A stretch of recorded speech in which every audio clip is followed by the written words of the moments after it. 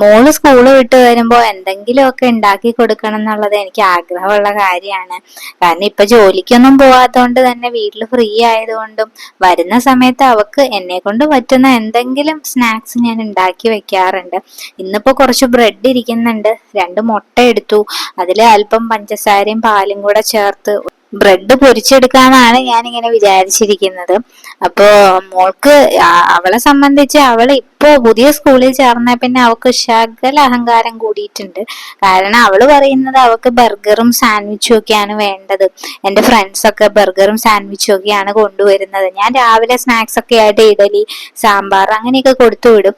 അപ്പൊ അവള് പറയുന്നത് അമ്മ ഇതൊന്നും വേണ്ട, എനിക്ക് ബർഗർ വേണം, എനിക്ക് സാൻഡ്വിച്ച് വേണം എന്നൊക്കെയാണ് പറയുന്നത്. നമ്മുടെ നാടൻ പലഹാരങ്ങളോടൊക്കെ ഒരു താല്പര്യക്കുറവൊക്കെ വന്നിട്ടുണ്ട്.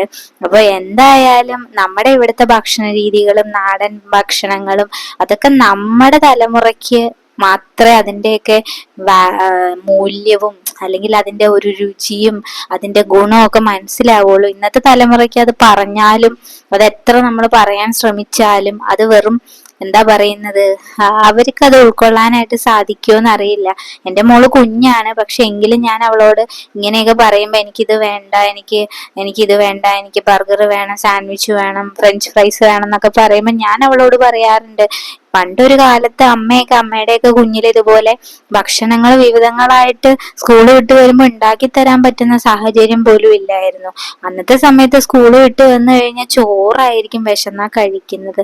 ഇങ്ങനെയൊക്കെ പറഞ്ഞു കഴിയുമ്പോ അവള് പറയും ആ ശരി ശരി അമ്മ മനസ്സിലായി എന്ന് പറഞ്ഞ അവള് ചിലപ്പോ ഒരെണ്ണം കഴിച്ചു.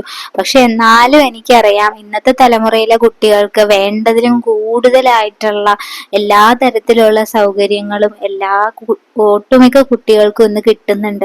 അതിൻ്റെതായിട്ടുള്ള അസംതൃപ്തിക്കുറവ് അവർക്ക് പലപ്പോഴും ഉണ്ടാകാറുമുണ്ട്. വേണ്ടതിൽ കൂടുതൽ എല്ലാം കിട്ടുമ്പോൾ അത് സ്വാഭാവികമാണല്ലോ. എങ്കിലും നമ്മൾ വീട്ടുകാർ അവരെ പറഞ്ഞു മനസ്സിലാക്കുക, കുറെയൊക്കെ നമ്മുടെ ഭക്ഷണശീലങ്ങളും നാടൻ രീതിയിലേക്ക് കൊണ്ടുപോകാനായിട്ട് നമുക്ക് ശ്രമിക്കാം.